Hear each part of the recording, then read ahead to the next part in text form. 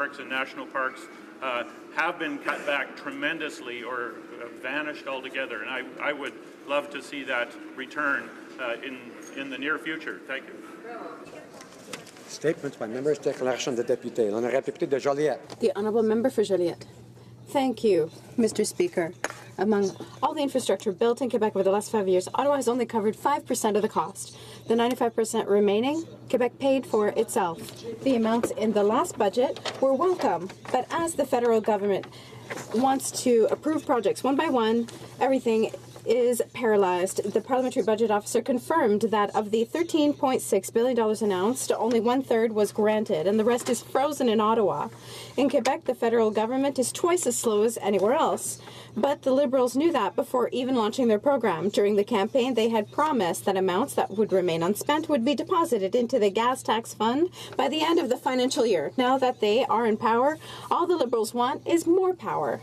By wanting to control everything, the federal government is paralyzing everything, and the municipalities in Quebec are the ones who are paying the price. Thank you, Mr. Speaker. Mr. Speaker, yesterday Manitobans celebrated Louis Riel Day. Every year on the third Monday of February, we commemorate the life of this founder of Manitoba and leader of the Métis people. Riel fought tirelessly to preserve Métis culture and values and to gain representation for all Manitobans in the House of Commons. He was elected to this chamber as a Member of Parliament in 1873 and 1874, and though he was denied his right to officially take his seat, he snuck in one night to sign the rolls and mark his place in history.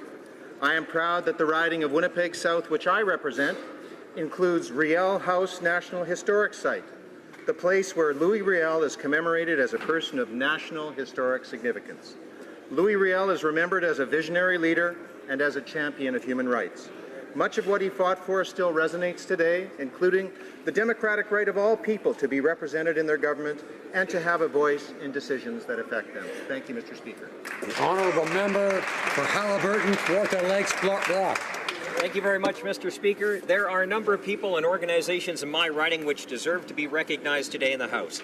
Lindsay's own Strumbellas on their nomination for 3 Juno Awards: Group of the Year, Single of the Year, and Juno Fan Choice Award. Also happening right now, it's the 60th anniversary of the Sunderland Music Festival.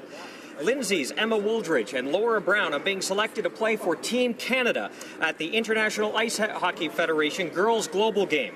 Peterborough Mayor Daryl Bennett and his team for raising over $123,000 at the 6th Annual Giving Gala in support of the Community Foundation of Greater Peterborough. Dale Walker, she's retiring from the Haliburton Highlands Health Services Foundation after 18 years as executive director. She and her team raised more than $13 million in that time for better health care in the Highlands. And finally, I'd like to congratulate the organizers and volunteers who put on the annual Dorset Snowball and the 2017 Haliburton Frost Fest this past weekend. They were both huge successes. The honourable member for London West. Mr. Speaker, I am honored to rise today to acknowledge and celebrate Black History Month. I had the pleasure of attending the 15th Annual London Black History Month opening ceremonies hosted by the London Black History Coordinating Committee. In keeping with the spirit of inclusion and celebrating London's diversity, this year's keynote speaker was Sunday Asia, a student and fantastic public speaker from Jean Paul II Catholic Secondary School. Also, an uplifting performance was put on by the Sir Wilfrid Laurier Secondary School Choir. It was said that by highlighting contributions made by London youth to the community, we could empower and further engage our youth to take pride in our rich diversity.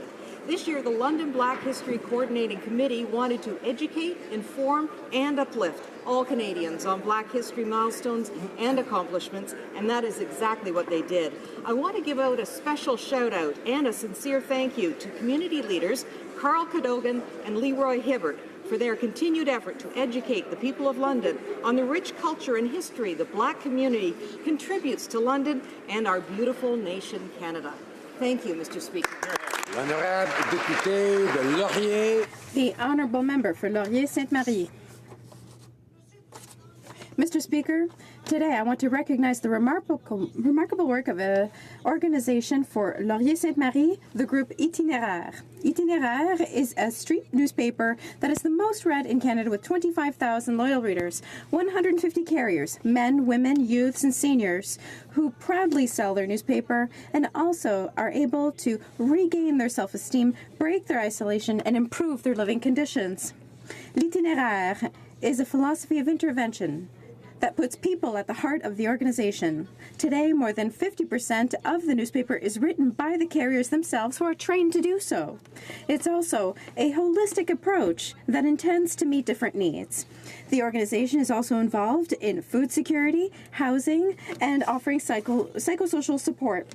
Finally, it's an essential living environment for many people in vulnerable situations, and that for 28 years. Congratulations and hello to my carrier, Daniel. Honourable Member for Guelph. Thank you, Mr. Speaker. I rise today in the House to give special recognition to veterans of the Second World War in my riding. Donald Sutherland and Frank Taylor have been awarded the rank of the Knight of the French National Order of the Legion of Honor.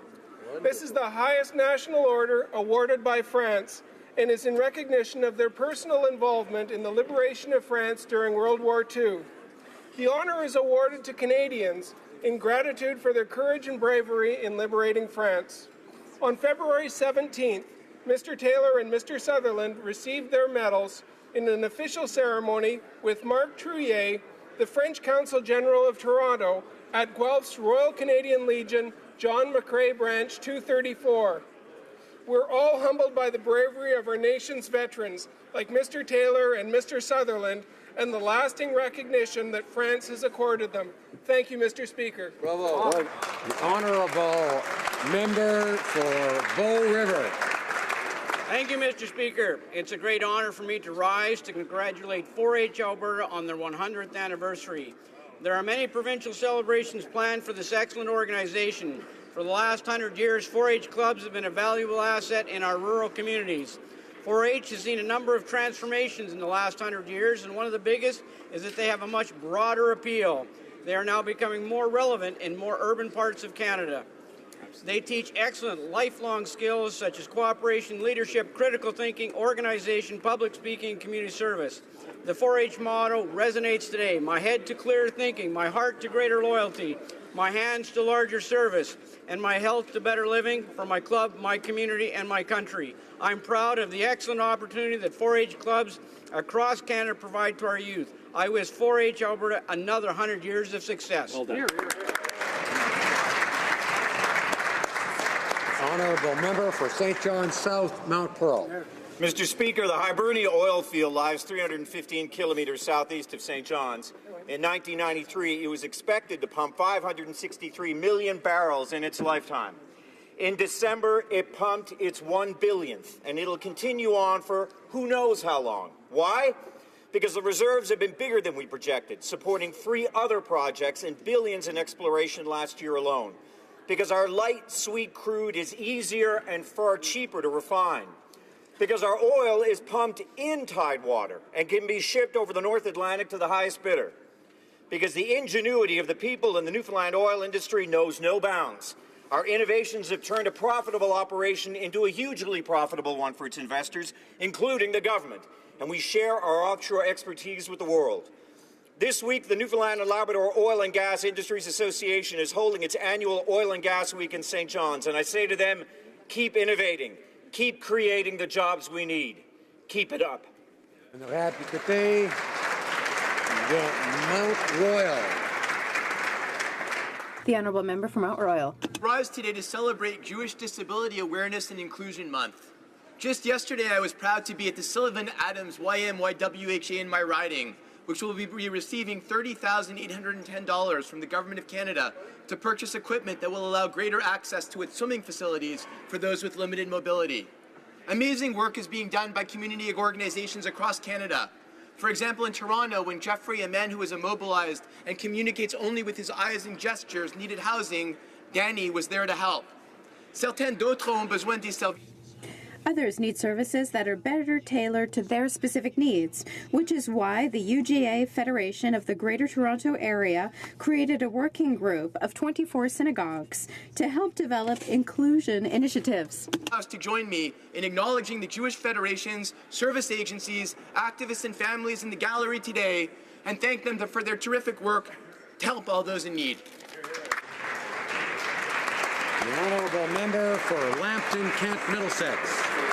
Well, Mr. Speaker, Scott Moyer and Tessa Virtue have done it again. They've won another gold medal at the ISU Four Continents Figure Skating Championship in South Korea. I congratulate them on their achievements: Olympic and world gold medals, competition medals, 6 out of 6 wins in 2016 and 17 this season alone.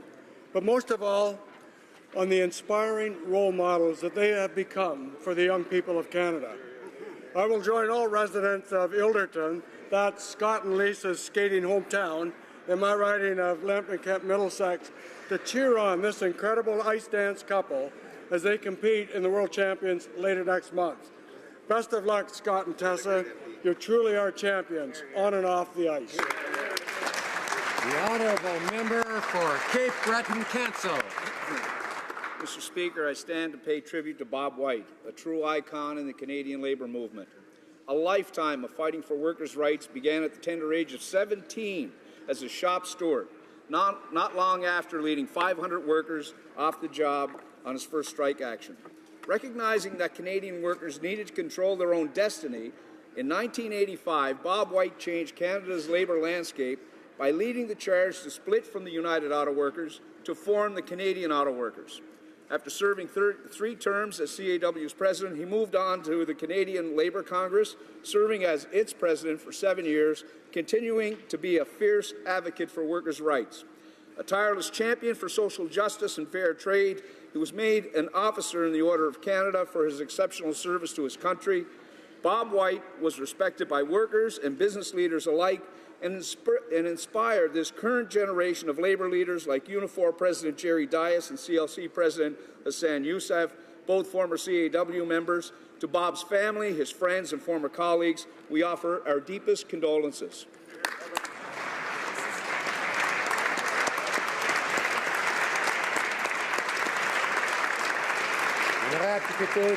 The honourable member from Moncton Riverview Dieppe. Social justice, Mr. Speaker, it is my privilege to underscore Canada's commitment to the fundamental belief that all people across the world are equal in rights and dignity.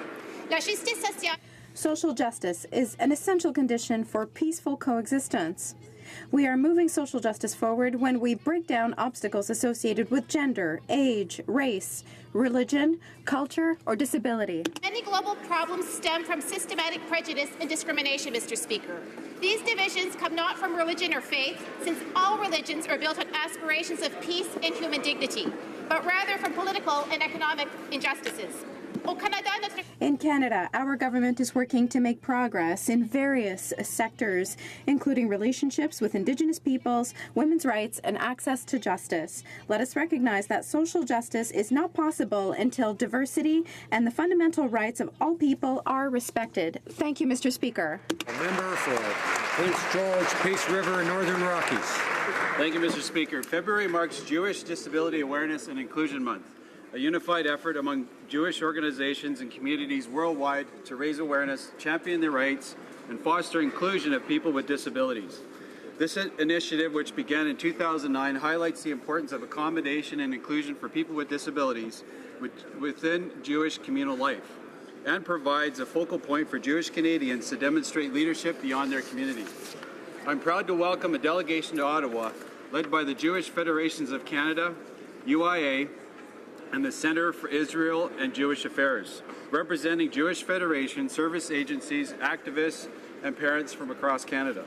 This group is here to promote the breaking down of barriers and the advancement of inclusion and accommodation for individuals with disabilities and their families. I wish them well. The honourable member for Cloverdale, Langley City. Mr. Speaker, today is a very special day. Not only is it the second day of Canada's Heritage Week, it is also recognized by the global community as International Mother Languages Day. Heritage Week was created to celebrate the unique value of Canada's built heritage. These are the roots and places that tell this country's story. And from coast to coast to coast, I'm sure we can all think of a historic building worth preserving. Today is also an opportunity to appreciate Canada's cultural heritage. In 1999, UNESCO recognized February 21st as International Mother Languages Day to celebrate the linguistic heritage of peoples across the world. This effort would have been impossible without the efforts of the Vancouver-based organization Mother Language Lovers of the World and Mr. Abdus Salam, a founding member whose family now lives in my riding of Cloverdale, Langley City. I would like to commend Mr. Salam for his tireless efforts and join him in celebrating our country's linguistic diversity. Thank you. The honourable member for Essex. I rise today to honor the life and legacy of Bob White, a trailblazer who will be remembered for his heart of gold and nerves of steel. Brother Bob fought tirelessly for a Canadian identity in the labour movement. His courage and vision led to the birth of a new union, the Canadian Auto Workers, in 1985. Bob was CAW's first president, serving 3 terms before moving on to serve for 7 years as president of the Canadian Labour Congress. He was also an officer of the Order of Canada, but it was his love of working people that fueled his dedication to the labour movement. As Jerry Dias, president of Unifor, said yesterday, Bob was a true maverick. He believed in using our collective strength to make both our workplaces and our world a better place. Today, we mourn the loss with the labour community and extend our deepest condolences to Bob's family and friends. We are all a part of Bob White's legacy, and his vision for a Canadian social trade union movement will live on. Rest easy, Bob. We will continue the fight. Solidarity forever. The honourable member for Calgary Shepherd. Mr. Speaker, Canada was founded on the principles of free speech, democracy, and the rule of law. There is no other principle more important to the functioning of a democratic society than freedom of expression. This is why this foundational principle must be protected and guarded. However, there are lines that can be crossed. These lines are codified in Canada's criminal laws. The recent call by a student leader at McGill University to, and I quote, punch a Zionist today crosses that line. Such words are a call to violence, and as such, they are harmful to our society. They are based on hatred and incitement to violence against religious minorities. Resorting to such thuggery is also usually the first sign of having lost the argument. In our democracy, we can debate ideas. We can have differing opinions. One thing we cannot do is threaten violence against our fellow Canadians. I appreciate the fact that the individual responsible for these hateful words has offered an apology. Regardless, these words should be widely condemned by all of us for what they are, an unacceptable incitement to racial hatred and violence. The honourable member for Saint-Jean. Mr. Speaker, I would like to welcome to the Hill and pay tribute to the Imam for the Saint-Jean-sur-Richelieu Mosque, Hassan Guillet, who was named Person of the Week by the daily newspaper La Presse. I would like to thank him for the words of peace that he gave us on Sunday during the vigil in the riding of Saint-Jean. His message, which brought people together and created awareness among citizens of the world, was one of mutual respect. We have to be accepting and open. Dear colleagues, Canada is a land of welcome, a tolerant country based on living together. Diversity is our strength, and respect, a fundamental value. Our country is a cultural mix which is growing daily and becoming an inclusive community. Last week, Motion 103 was read in the House. It condemned Islamophobia and all forms of racism and religious discrimination. Let us work together, unite our voices to make tomorrow even better.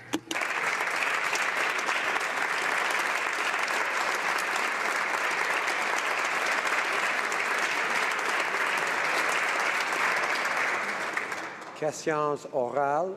Oral questions. The Honourable Leader of the Opposition. Mr. Speaker, last week Douglas Garland was sentenced to 75 years for the brutal murder of Nathan O'Brien and his grandparents, Alvin and Kathy. He got 25 years for each murder. This was made possible in part because of legislation passed by our Conservative government allowing for consecutive sentencing for multiple murders. The consecutive sentencing law has put Garland where he belongs, in jail with no chance of getting out ever. The Prime Minister is now reviewing sentencing laws. Will he guarantee today that this law will not be touched? The Right Honourable Prime Minister. Mr. Speaker, the Justice Minister is currently reviewing our criminal justice system to ensure that it is fair, that it keeps Canadians safe, and that it is doing things responsibly. On mandatory minimums, it was the Liberal Party that brought in mandatory minimums for the most severe of penalties, and we have demonstrated time and time again that we will not flinch from doing what is necessary to keep our communities safe. I look forward to the hard work our Justice Minister is going to be doing on making sure that we have the best justice system possible. Honourable Leader of the Opposition. Well, Mr. Speaker, the Prime Minister didn't answer the question. These were horrible murders. And for the family of Alvin and Kathy and 5-year-old Nathan, and for all Canadians, one of the few comforts was that justice was seen to be done. Douglas Garland will be behind bars and will never get out, partially thanks to consecutive sentencing. So I'm going to ask the Prime Minister one more time. As he reviews sentencing laws, can he assure Canadians that he will not touch this one? Right, Honourable Prime Minister. Again, Mr. Speaker, our Justice Minister is currently looking at sentencing laws at our criminal justice system and ensuring that we fulfill the responsibilities Canadians expect of our system and of our government, which is to keep Canadians safe and to ensure that we have the right system in place for people who break the law. That's exactly what we're looking at. That's exactly the work we're doing, and that's where I have entire confidence in our Justice Minister. Honourable Leader of the Opposition. Mr. Speaker, middle-class Canadians are bracing for yet another round of Liberal tax hikes in this next budget. There's a long list of tax credits on the chopping block again, credits that seniors, workers and families and students depend on. We also know that he wants to hike user fees. They might even slap a tax on Netflix. Mr. Speaker, the Prime Minister's plan is to nickel and dime Canadians in a quest for every bit of cash that he can find. So, Mr. Speaker, will the Prime Minister just come clean and tell us which taxes is he going to hike? Right, Honourable Prime Minister. If the members opposite really cared so much about the middle class, they wouldn't have voted against lowering taxes on the middle class and raising them on the wealthiest 1%, which is a commitment we made that is part of the core of our focus, which is helping the middle class and those working hard to join it. That is entirely going to be the focus of the budget we're going to be bringing forward in the coming weeks, and that we can be assured will focus on helping the middle class and those working hard to join it. Excellent. Honourable Leader of the Opposition. There in black and white, the tax bill on middle-class Canadians has already gone way up under this Prime Minister. New taxes on savings accounts, education, textbooks, children's activities, higher CPP and EI premiums, a national carbon tax. We're talking about thousands of dollars a year for every family in this country. When will the Prime Minister stop misleading Canadians and admit that he's making the middle class pay for his out-of-control spending? Right, Honourable Prime Minister. Mr. Speaker, the previous government gave tax breaks to the wealthiest and not enough help to those who actually need it. That's why we got elected on a commitment to help the middle class by lowering their taxes and raising them on the wealthiest 1%. We brought in a Canada Child benefit that gives more money to 9 out of 10 Canadian families by doing less for the families that don't need the help and more for those who do. On top of that, we've ensured that we're raising the GIS for our most vulnerable single seniors by close to $1,000 a year, on top of many other initiatives we're doing that'll help students, seniors and workers. Honourable Leader of the Opposition. Mr. Speaker, the bill for middle-class Canadians keeps going up under this Prime Minister. New taxes on savings accounts, textbooks and children's activities, higher premiums for CPP, and a carbon tax. These are thousands of dollars a year for many families. When will the Prime Minister stop misleading Canadians and admit that he's having the middle class pay for his irresponsible spending?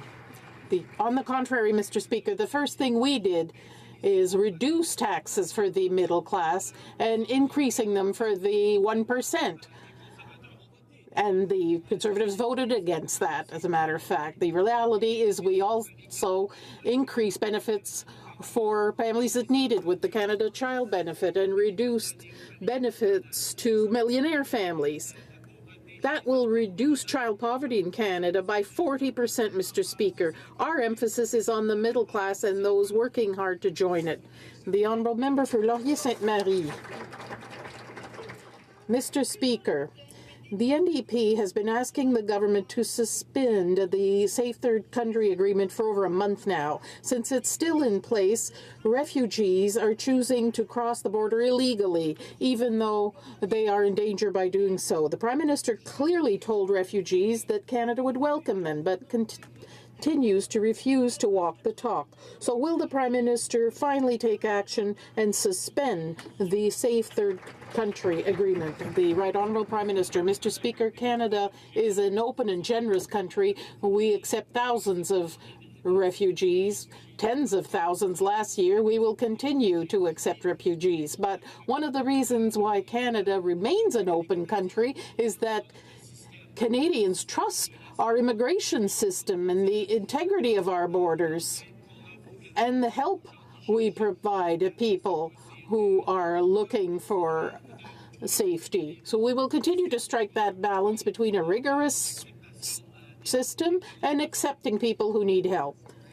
Under the Safe Third Country Agreement, refugees cannot apply for asylum in Canada if they are already in the U.S. Many refugees are crossing the border illegally, risking life and limb because they have no other option. Clearly, the Conservatives have no plan, and while the Liberals sound welcoming, they have implemented absolutely zero measures to address this situation.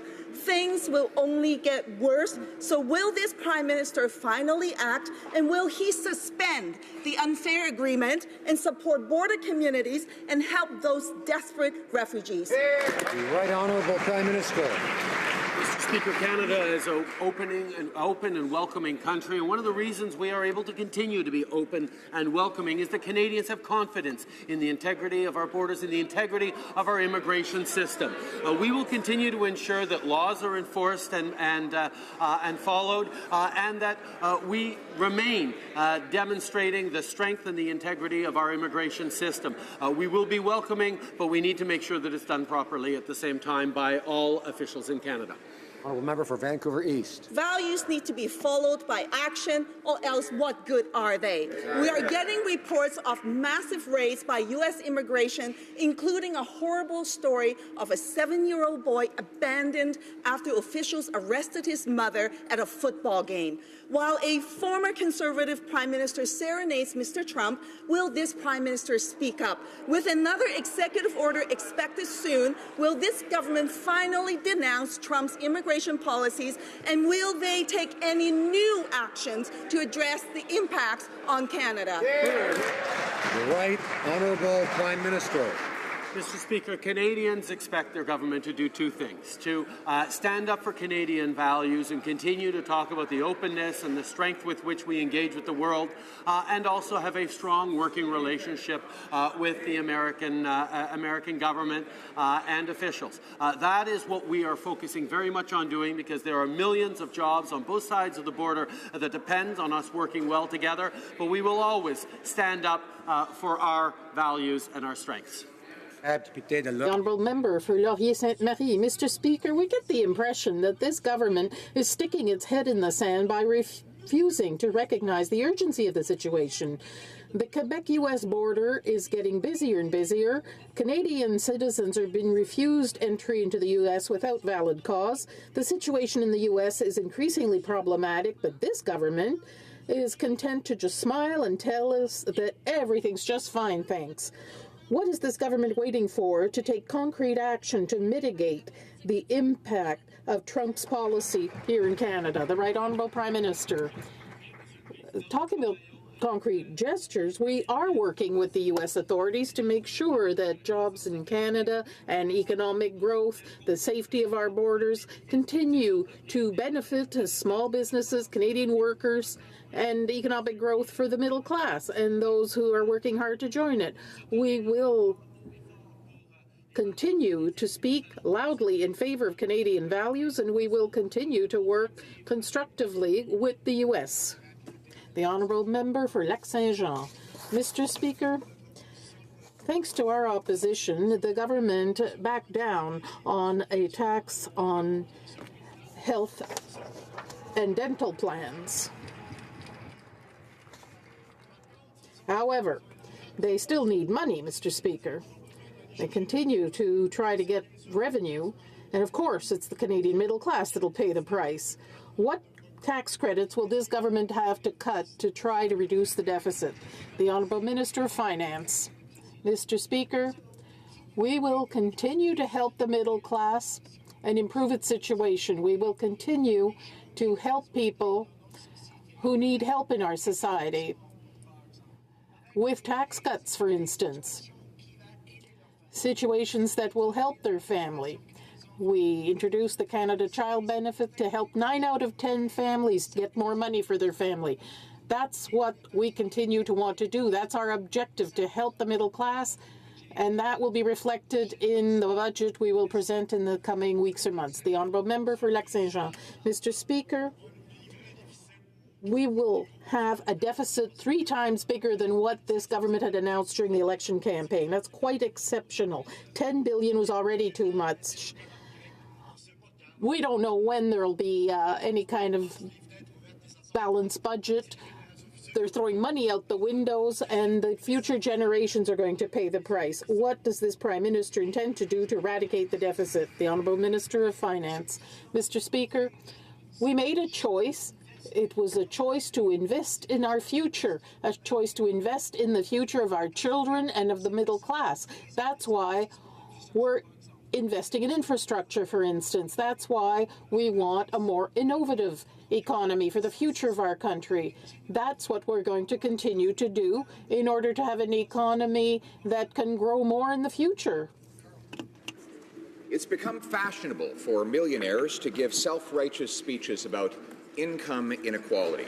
For example, last week, our millionaire Prime Minister told a sumptuous gala at the palatial Hamburg City Hall, quote, "I appreciate the irony of preaching about the struggles of the middle class to a sea of tuxedos and ball gowns, wearing a bow tie myself." The greater irony is that back home he is raising taxes on the poorest Canadians through his new carbon tax. Did he mention that in his gala speech? The Secretary of the Ministry of Environment. Mr. Speaker, I would note that 80% of Canadians already live in a jurisdiction in a province that prices carbon pollution thanks to the leadership that the provinces stepped up to during a decade of inaction under the Conservative government. Provinces are using the revenue from the pricing of carbon pollution to give the money back to families through rebates, to cut personal income taxes and corporate taxes, and to invest and to create jobs in the clean growth economy. By pricing carbon pollution, we can fight climate change, we can reduce our emissions, we can put money back in Canadians' pockets, and we can support good middle-class jobs. Honourable Member for Carleton. We know from StatsCan data that carbon taxes disproportionately harm those with the least because they must spend roughly a third more of their household income on the items that will be taxed. The government is refusing to release data on how much harm its tax will do on the poorest Canadians and on the middle class. So, Mr. Speaker, the Prime Minister admits that he's been preaching about the struggles of the middle class. Why won't he practice what he preaches and announce that nobody with below-average incomes will be forced to pay his new tax? Honourable Parliamentary Secretary. Mr. Speaker, our government is committed to creating a cleaner, more innovative economy that reduces emissions and protects the environment while creating well-paying jobs for the middle class and for those working hard to join it.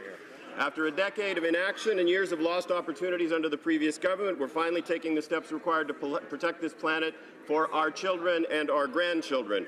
Our focus is on taking real, concrete and lasting actions to reduce our emissions, to grow our economy and to create good middle-class jobs. Our government has posted online the results of our federal-provincial analysis of pricing pollution for all Canadians to see, and I would encourage the member to read it.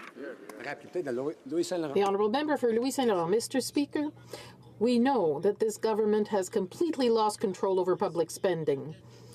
We have $1.5 trillion debt and a budget balance in 2055. That's unacceptable.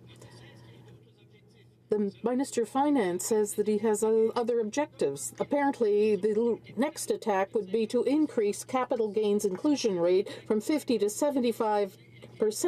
That is a direct attack on those who create wealth and on the middle class. Why is the minister continuing to get more money out of the pockets of Canadians? The Honourable Minister of Finance. Mr. Speaker, we will continue to help Canadians throughout the country with a growth rate for this economy that will help us. That is our goal. We will certainly get an opportunity to help the situation of the middle class through our budget. We will have measures that will continue this program for them. The Honourable Member for Louis Saint Laurent. Mr. Speaker, I love the Minister. I have a great deal of respect for him, and he is great French. He's an honourable man. But let me be very careful here. Not so long ago, the Prime Minister said that he would not tax health and dental insurance plans. A few days later, he voted against a motion that said this exactly verbatim. They voted against this. So can the Finance Minister tell us whether or not he will tax Canadians more, as well as entrepreneurs and wealth creators? The Honourable Minister of Finance. Mr. Speaker, what I can say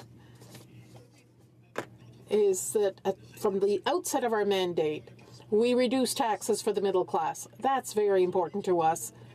We introduced the Canada Child Benefit to help the middle class and people who need help. That will continue to be our plan. We want to help families across the country. That will be in our budget. There'll be measures that are good for our economy and for Canadian families. The Honourable Member for Salaberry-sur-Roi. Mr. Speaker, the Prime Minister has created a youth council, which is a good initiative, but it very much lacks transparency. We don't know what topics will be broached, nor the people who will be met, nor the measures that will result from this. We don't know what there will be in the budget about this. There will be no public report. So in order to demonstrate that the Prime Minister is not using the members of this council as his personal cheerleaders, will he authorize the members of the council to publish a report, and will they be free to organize consultations if they so wish? The Honourable Parliamentary Secretary. Mr. Speaker, I'm very proud of the fact that for the first time in our history, we have 26 young people from across the country meeting with the Prime Minister several times a year in order to share with them and explain the issues most important to them.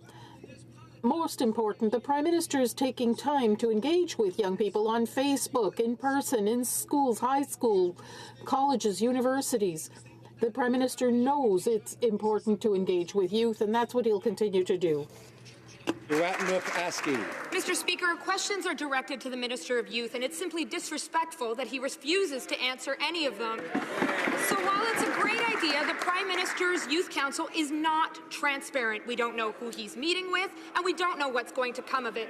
The reality is that young Canadians are facing significant challenges, and they deserve to have access to this process.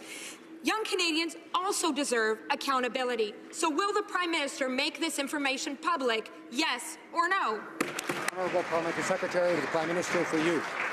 Mr. Speaker, the Prime Minister is very proud that for the first time in history, 26 young people representing youth from all across the country and different lived experiences and backgrounds get to meet with the Prime Minister several times per year to talk about the issues that matter most to them and talk to the Prime Minister about the best ways that the federal government can help them.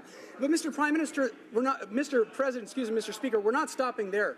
The Prime Minister is also very proud of the fact that he's working with young people by engaging with them online, by engaging with them in high schools, colleges, and universities. He understands the importance of engaging with young people across the country, and that's exactly what he's going to continue to do. Been called worse. The Honourable Member for Parry Sound, Muskoka. Mr. Speaker, over the weekend, more asylum seekers entered Canada illegally in places like Emerson, Manitoba, and Hemingford, Quebec. The municipality of Emerson, Mr. Speaker, has now formally requested the government provide more resources for border security and public safety. Will the government answer the calls for help from communities like Emerson? Will it develop a plan to enforce and, if necessary, strengthen our laws to stop illegal border crossing? The Honourable Minister for Public Safety. Speaker, I'm sure we all share a common interest in ensuring the integrity of Canada's borders and the enforcement of Canadian laws. Indeed, the RCMP and the CBSA, as well as the Immigration Department, are working seamlessly and relentlessly together on those two objectives. ensuring the integrity of Canadian borders and the enforcement of Canadian laws. If CBSA or the RCMP are to advise us that they need further resources in order for them to do that job effectively, we will listen very carefully to their advice. The member for Parry Sound, Muskoka. Mr. Speaker, we know that Canada has a fair and generous immigration system. We welcome tens of thousands of new Canadians every year, but the increase in illegal entry by asylum seekers in Manitoba and Quebec is worrisome. Those who seek asylum have to do so through appropriate channels. Will the government enforce the law and strengthen them if necessary to stop illegal and dangerous border crossings? Public safety. Mr. Speaker, let me be absolutely clear that the laws of Canada are indeed being enforced. They're being enforced by the CBSA within their jurisdiction at points of entry, and they're being enforced by the RCMP between the points of entry in cooperation with local police authorities. Both of those agencies will ensure the integrity of Canada's immigration system and the integrity of our borders. Mr. Speaker, let me make the particular point of congratulating and thanking the people of Emerson, the people of Lacole, and others across the country who have shown such generosity and goodwill in dealing with this situation. The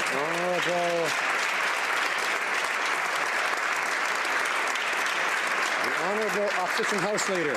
Mr. Speaker, those are very good words, but people in Manitoba, in these border communities, are asking the federal government to provide help to deal with this influx of illegal people coming across the border.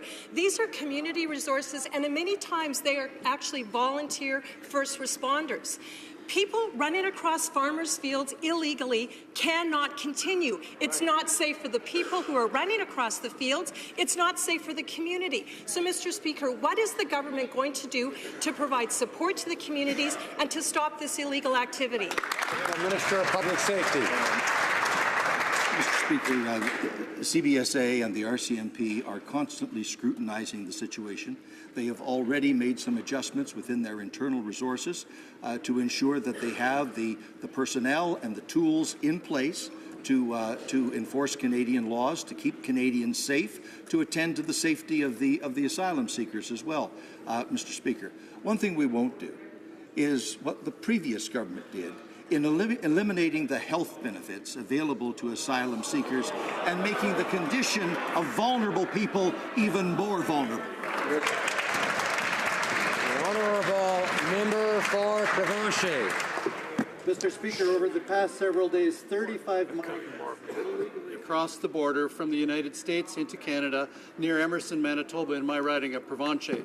The residents of Emerson have been doing everything they can to assist the migrants and the authorities in dealing with this influx. However, the Minister of Public Safety has been missing in action and needs to assure Canadians that our borders are secure. Can the Minister explain to the people of Emerson what action he is taking to restore and maintain the integrity of our borders? The Minister of Public Safety.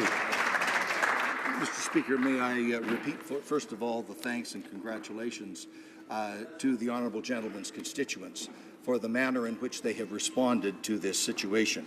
As Commissioner Paulson told this honourable member earlier today, the RCMP, the CBSA, the IRCC and other Canadian agencies are working seamlessly and relentlessly together to achieve the objectives of border integrity and public safety. If they require more resources to do that job, they will certainly let us know. The Honourable Member for Sherbrooke. Mr. Speaker, the U.S. has been able to recover millions of dollars from wealthy taxpayers implicated in the UBS Swiss bank scandal. But Canada, we've learned, has not convicted a single taxpayer. The best the CRA could do was set up a voluntary disclosure program which protects the fraudsters' privacy, saves them from penalties, and protects them from prosecution. It's a disgrace. When will the minister take legislative measures to fight tax evasion and especially to put an end, please, to this preferential treatment of the rich? Honourable Minister of National Revenue. Mr. Speaker, our government is committed to fighting against tax evasion and to ensuring the fairness of our tax system for all Canadians. I have to tell you that our government has invested $444 million in fighting against tax havens. I encourage all Canadians who have any relevant information to communicate with the agency through our hotline. The agency examines all of these tips, and I repeat that everyone should have to pay their fair share, Mr. Speaker. For Skeena, well, she may want to talk to her own department, because almost a decade ago, a whistleblower named Bradley Birkenhead exposed billions of dollars in illegal offshore tax havens, yet when he phoned Revenue Canada and the Justice Department, they refused to act. No bank was fined, no one went to jail, and hundreds of millions of dollars in taxes were never found.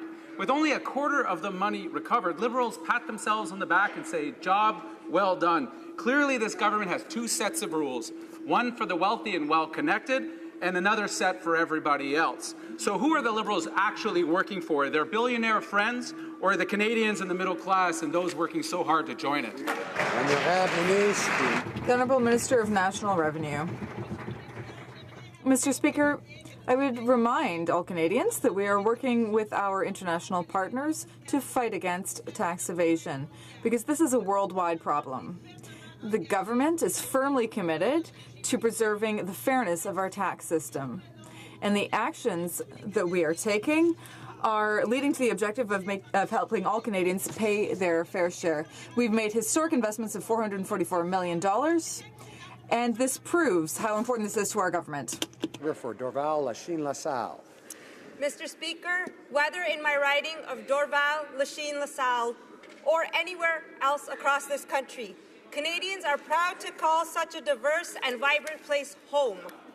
We cannot afford to ignore incidents of hatred or violence directed against our minority communities, such as the incidents that occurred in Quebec City, Toronto, Montreal, Ottawa, and Hamilton. Can the Minister of Canadian Heritage inform Canadians what the government is doing to fight against racism and discrimination? Thank you. The Honourable Minister of Canadian Heritage. Thank you, Mr. Speaker. I'd like to thank the member for Dorval-Lachine-LaSalle for her important question. I want to take this opportunity to condemn the acts of discrimination that happened in North York and Montreal this weekend. On February 9th, I had the opportunity to announce an offer for the program Interaction. Per year to organizations who submit projects to work towards the elimination of discrimination and racism. We have said it many times, diversity is our strength and inclusion is a value that we as Canadians hold dear. We will continue to work to fight for these values. Merci. Honourable Member for Beauport-Limoilou. Mr. Speaker, this week marks 1 year since the minister launched the Phoenix Pay system, despite much advice to the contrary. This decision had serious consequences for thousands of Canadians. I'll give you some examples. Mr. Little is a federal corrections officer who hasn't been paid for months and risks losing it all. Ms. Leclerc wrote to me saying that she's under enormous stress. She's put in 35 years of service to the government, but she's still not getting paid, and she's not going to be able to retire in dignity. There are thousands of similar cases. Can the minister tell us if she regrets her decision that she made last February? Services and procurement. Thank you, Mr. Speaker. And this is a difficult time for a lot of public service employees, and it is totally unacceptable that anyone who has worked is gone without pay for work performed. What I regret is the decision taken by the previous government when they laid off 700 compensation advisors, making it impossible for us to do the job that needs to be done. We are put. Order, order, order. Members will come to order. Order. Most members are able to listen to things I don't like in question period, most members from all parties. And I urge other members who haven't been listening to do so. The Honourable Minister of Public Services and Procurement. Thank you, Mr. Speaker. What we have done is taken extra measures to make sure that our employees get paid the money that they're owed. We are putting in place extra satellite offices, hiring 250 additional employees that would not have been necessary if the right decisions had been made when the previous government decided to go with this payroll system. The Honourable Member for Beauport-Limoilou. The government is not the victim, he is the accomplice of the Phoenix fiasco. Absolutely. The opposition, the media, civil servants, no one believes the Liberal version. They're refusing to take their responsibility, and they're hiding behind excuses that no one buys. The software system should have been rolled out gradually.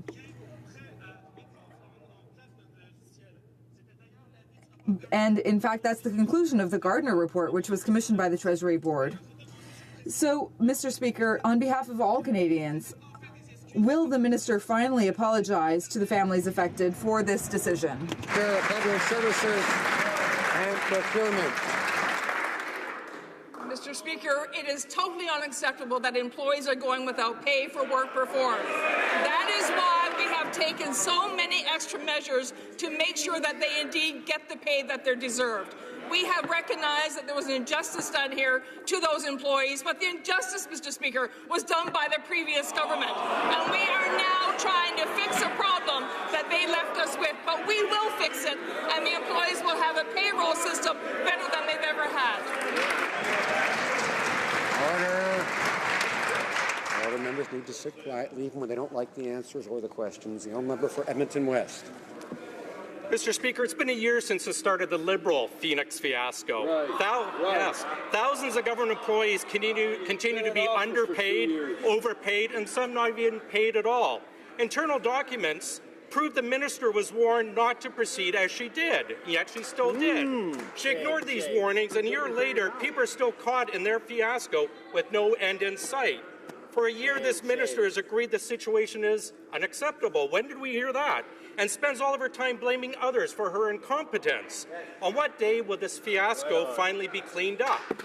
Honourable Minister of Public Services and Procurement. Mr. Speaker, we are making sure that we are taking every possible measure we can to fix the Phoenix payroll system. We are doing exactly that by hiring additional employees, by opening satellite offices, by opening a call center, by making sure that any employee who is overpaid or underpaid lets us know about it, then we fix the problem immediately. Mr. Speaker, this is totally unacceptable, and we are no more in favor of what is happening with the Phoenix payroll system than the employees who are impacted. But we are going to fix the problem. The member for Edmonton West. Order. Mr. Speaker, if this minister spent half the time fixing her errors that she does blaming others, we would not be in this situation. The minister can try and spin this all she wants, but the truth is this. She knew Phoenix wasn't ready, and she decided to move ahead anyways. That was her decision alone. Now the government employees are getting incorrect T4s as they prepare to file their income tax, and no one is willing to help them or respond. What's the minister's plan to help people from being penalized for her incompetence? Honourable Minister of Public Services and Procurement. Mr. Speaker, we are working closely with the Canada Revenue Agency, with Revenue Quebec, and with the unions to make sure that employees get the correct T4 slips. Any employee who gets a T4 slip that does not have the correct amount, we will fix for them immediately. So we're asking them to reach out to us, but we are working closely with the unions and with Revenue Canada and with Revenue Quebec. Honorable Député. The Honourable Member for Jonquière. Mr. Speaker, I was surprised this morning as I read the comments of the chair of the Quebec Liberal Caucus. He said the government would support the industry if there were to be a conflict, and that the federal government is looking into possibilities to compensate for losses. For months, we've been calling for a Plan B to defend the softwood lumber industry. It seems that the Minister of Natural Resources should talk to his colleagues to make sure their stories line up. Just to be clear, does the Minister of Natural Resources stand by what his colleagues said to the media? Minister of Natural Resources. Monsieur le Président. Mr. Speaker, our government takes the challenges to the softwood lumber industry very seriously. We are working with our provincial partners to protect all forestry jobs across Canada. We are ready to face this situation, and we will continue to work to find good opportunities for the Canadian lumber industry. Canadians can count on us. The honourable member for Essex. Well, Mr. Speaker, no answer because there is still no plan that's in place to protect the Canadian forestry industry from incoming tariffs from the U.S.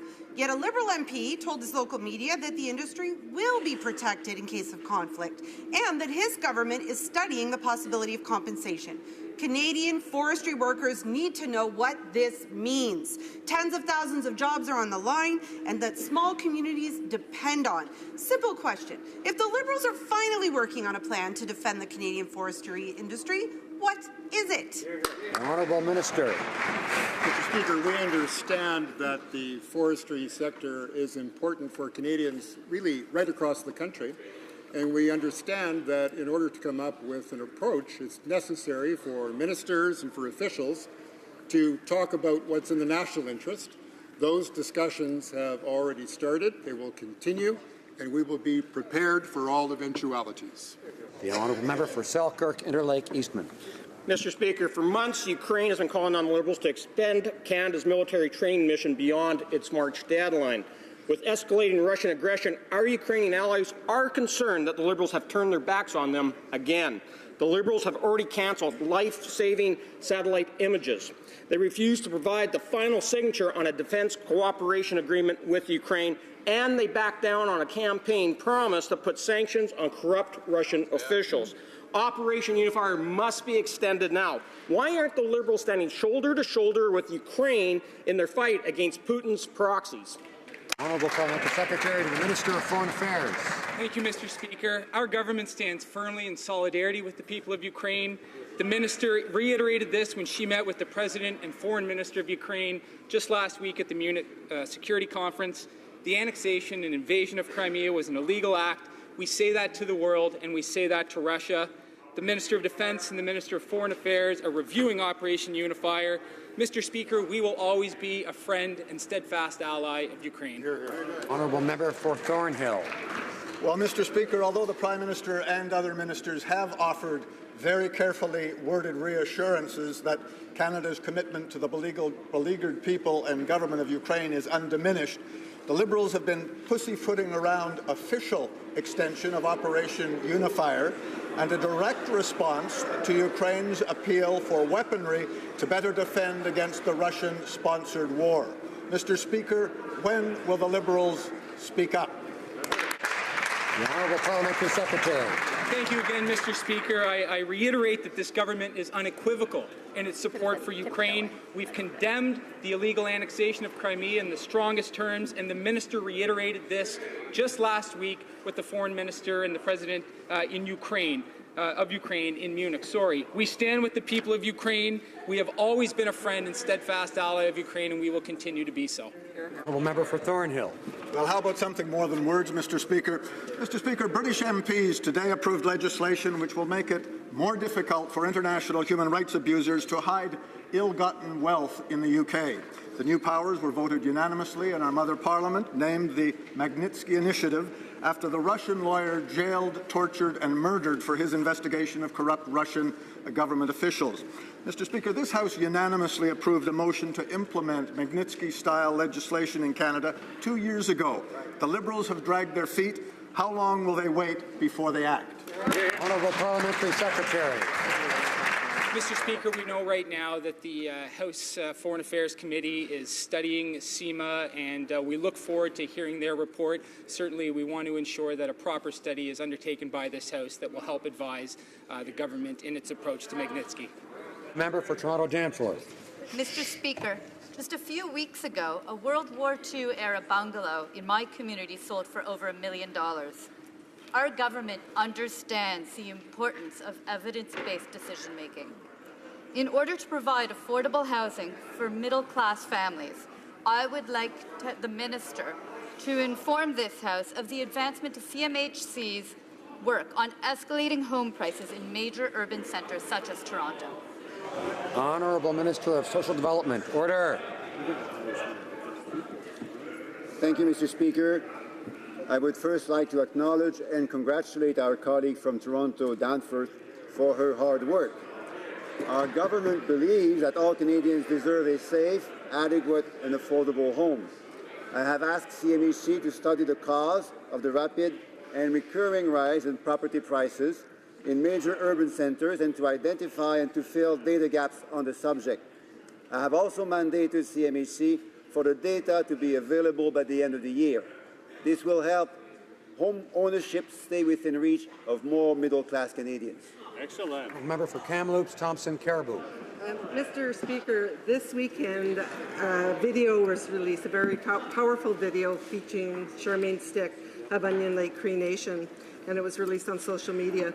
The video shows Charmaine's reaction to the Indigenous Affairs Minister dismissing her plea, her plight, her quest for financial transparency. She described the minister's comments as, quote, very hurtful. The minister has no idea what she's going through. She makes it so easy to seem like you can access financial information. When will the minister finally empower Charmaine Stick and enforce the act? The Honourable Minister of Indigenous and Northern Affairs. Mr. Speaker, everyone, including First Nations governments, want increased transparency and accountability. But we will achieve this by working in full partnership with First Nations and organizations. We are presently engaging the First Nations leadership, communities, and organizations to identify a way forward that is based on the recognition of rights, respect, cooperation, and partnership. The Honourable Member for Cowichan, Malahat, Langford. A federal fund that is designed to support parents with murdered or missing children is failing victims. The Victims Fund has spent 14 times as much on administration costs as they have on actual grants. The fund spends only 7% of its budget on actual victims. Mr. Speaker, this is unacceptable. The criteria for accessing this fund are so stringent that families are getting squeezed out. Will the minister commit today to fixing this fund so that victims get the support they need? The Honourable Minister of Social Development. Merci, Monsieur le Président. Thank you, Mr. Speaker. I thank my colleague for giving me the opportunity to say how Canadians and all MPs are concerned about the very difficult circumstances in which these families find themselves. It's clear that the program put in place by the former government is not working. We are going to change it and ensure that it works properly, and we'll be doing so in the next months. Thank you. For Brampton South. Mr. Speaker, as you know, February is Heart Month. This month, we got to learn more through Heart and Strokes event, Heart on the Hill. I know our government has been working hard to promote healthy choices for Canadians across the country. Heart health helps prevent possible heart diseases, diabetes, and strokes. Can the Minister of Health please update the House on the important work she is doing to encourage Canadian children to make healthy habits, leading to healthy lifestyles? The Honourable Minister. I thank the member from Brampton South for her excellent question. She's absolutely right. This is Heart Month, and it's a month where we need to think about how we can all reduce the risk of heart disease and make sure we choose healthy lifestyles. Our government is very happy to support a whole range of programs, including Run to Quit, the Carrot Rewards program, the Apple Schools program, and Kids Food Nation. I announced last fall that we have a new healthy eating strategy, and we're doing a whole range of activities, including updating Canada's food guide. I hope that all members of this House and indeed all Canadians will do what they can to reduce the risk of heart disease and make healthy choices. The Honourable Member for Mégantic-L'Érable. Thank you, Mr. Speaker. Texting and driving now kills as many people on Canadian roads as drunk driving, and it causes 8 times as many injuries. Provinces, municipalities, police forces, and civil society is concerned, but the government has stayed silent. Mr. Speaker, is the government aware that texting and driving is killing more and more people? And what steps will the government take to protect Canadian lives on our roads? The Honourable Minister of Transport. Thank you, Mr. Speaker. I share the opinion of my colleague who asked the question. At the federal level, we are responsible for monitoring dangerous driving through the criminal code. And there's also a provincial and territorial responsibility to administer fines or to remove points from the driver's licenses of those who text and drive. Personally, I encourage the provinces and territories to implement penalties that reflect the seriousness of this type of behavior. Thank you. The Honourable Member for Montcalm. Mr. Speaker, when it comes to aerodromes, we're really not chez nous in Quebec.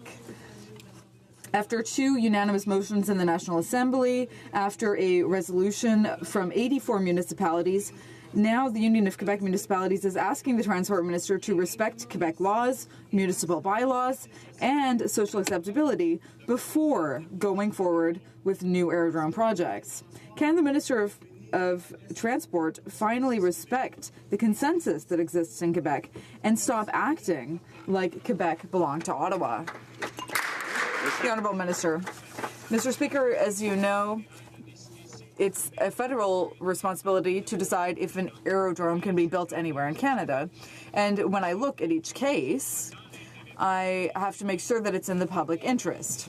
I even sent out a ministerial decree last March in the case of the Mascouche Airport, and I had to make sure that it was safe. Those are the criteria that we use. And of course, we want to encourage the aerospace industry in our country. Thank you.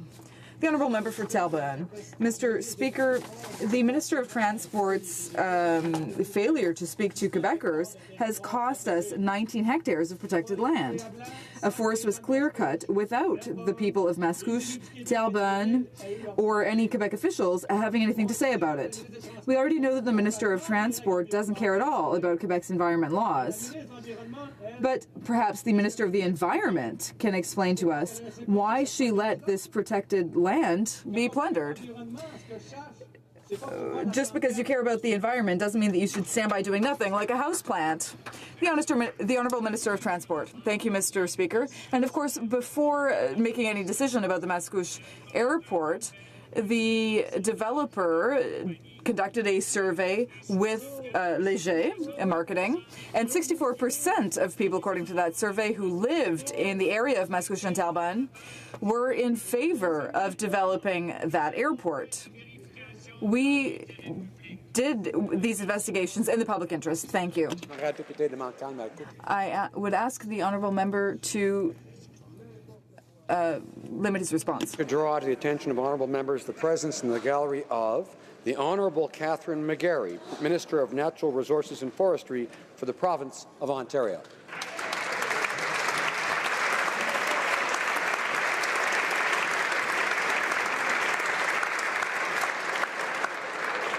Comme il est 15h05, conformément à l'ordre adopté. As it is 3:05, the House will now move to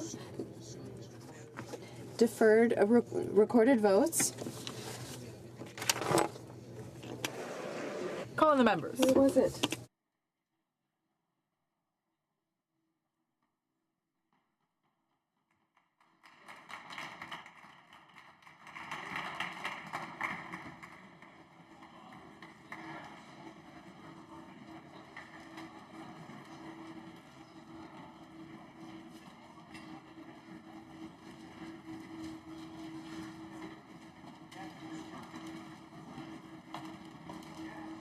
La question est la suivante. The question is as follows.